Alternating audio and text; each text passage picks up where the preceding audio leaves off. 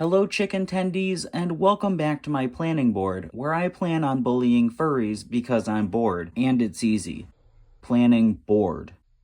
How many of you have gone to a concert or sporting event only to have your view obstructed by some jackass holding a sign saying something idiotic like, "I'd my wrists for you, Taylor Swift," or maybe your view was blocked because the idiot in front of you decides to have their Plan B surviving child that looks like Gypsy Rose's butthole propped up on their shoulders to help them see better, but now the only thing you can see is that the man should have pushed his wife down the stairs because that child is blocking your view. Put the kid down. Put the kid down. Or maybe the obstruction of view is caused by a wazak in a big-ass sombrero. And if you haven't gained witness to this type of disappointment, you're probably one of the donkeys causing it, kind of like today's victim. A person named Christopher Silva, who goes by Latte in the furry fandom, decided to attend a concert event known as Heavy Hitters 4 in Austin, Texas on October 14th, 2023, and get this. He was wearing a giant-ass fursuit head. What a coincidence. A furry jackass.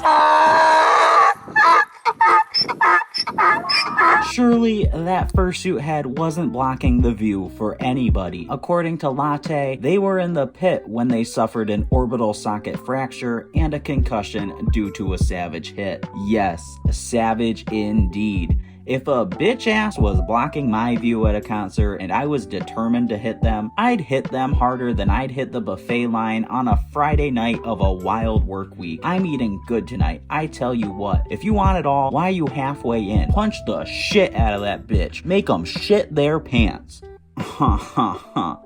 That might sound harsh of me to say, especially since there's a lot of people who can't afford to eat right now, but if you wear a fursuit, you're painting a pretty big target on your back. Then, you join a circle pit where people push and shove at a metal concert full of people who probably aren't too keen on furries, and you're surprised you got hurt? Damn, my flabber has never been so gasted. That is on the same level as me protesting furries at a furry convention, only to be targeted by furries. Now imagine if I did that and then complained that some furries jumped me and I got hurt. The furries out there watching would all be like, "Shit, well, you had it coming." It's the same thing. Give that furry a cape because they're super dumb.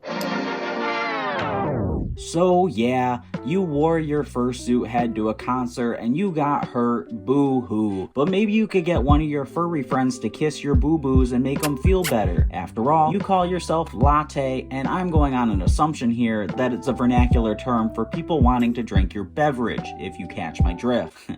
So what's in other mouth, huh? Christopher Latte Silva launched a GoFundMe page seeking $9,500 to help with medical costs to offset lost wages. He also posted footage from the event that shows the assault taking place. He writes this on his GoFundMe page. "The person who hit me fractured the lower part of my orbital socket, concussed me, and has jeopardized my job and vision." This man works at a coffee lab, by the way, delivering coffee, helping out with machinery, giving people a taste of his latte, perhaps. A very low-wage job. The person who hit me has not been identified, and after looking at the legal action and repercussions he'd be facing, the chances of him owning up to his actions are slim. We are still trying to find him. And I'm still trying to find a reason for someone to wear a fursuit to a concert.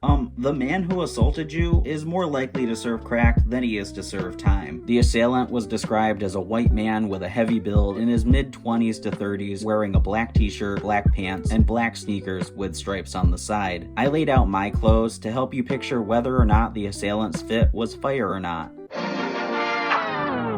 Was he rizzed up?